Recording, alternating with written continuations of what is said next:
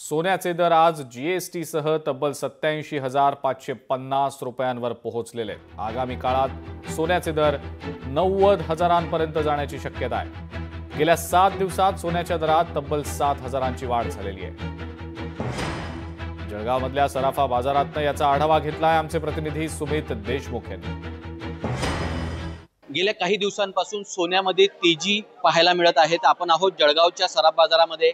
या ठिकाणी जर आजचा सोन्याचा दर भाव बघितला तर 20 जीएसटी 87,000च्या आसपास आज सोनं पोहोचलेलं आहे। तरी सुद्धा ग्राहकांची या ठिकाणी जरी गर्दी असली त्याचं कारण म्हटलं म्हणजे लगन सराईचे दिवस असल्यामुळे ग्राहकांनी या ठिकाणी सोने खरेदी करायला गर्दी केल्याचं दिसत आहे। मात्र कुठेतरी सोने खरेदी करत असताना कॉम्प्रोमाइज करावी लागते आहे। आपल्यासोबत काही ग्राहक जुडलेले आहेत, आपण त्यांच्याशी संवाद साधूया। काय सांगणार, सोन्याचे भाव 87,000पर्यंत 20 जीएसटी पोहोचलेले आहेत, काय सांगणार? सोनं फक्त वाढतच जातं, ते कधीही डाऊन होत नाही।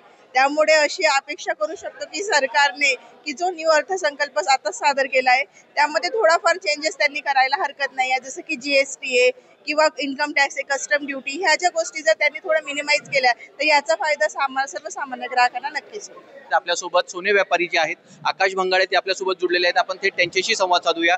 लगन सराईचं सीझन चालू आहे आणि या लगन सराईमध्ये अजून सोन्याचे भाव वाढतील का, काय वाटते तुम्हाला?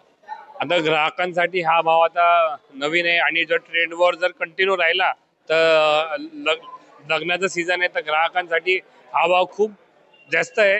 तरी जेवढं लग्नाला घ्यायचं आहे तर थोडीशी लोकांची क्वांटिटी थोडी कमी राहील, पण सोन्याचे भाव अजून वाढायची शक्यता आहे। कारण की ट्रेंडवर जर सुरू राहिला पुढचा पण तर भाव 90,000पर्यंत जायची शक्यता आहे। सोन्याचा भाव हा 90,000पर्यंत जाण्याची शक्यता या ठिकाणी सोने व्यापाऱ्यांनी वर्तवलेली आहे। सुमित देशमुख, लोकशाही मराठी, जळगाव। लोकशाही मराठी, ऐका, पहा, जागरूक रहा।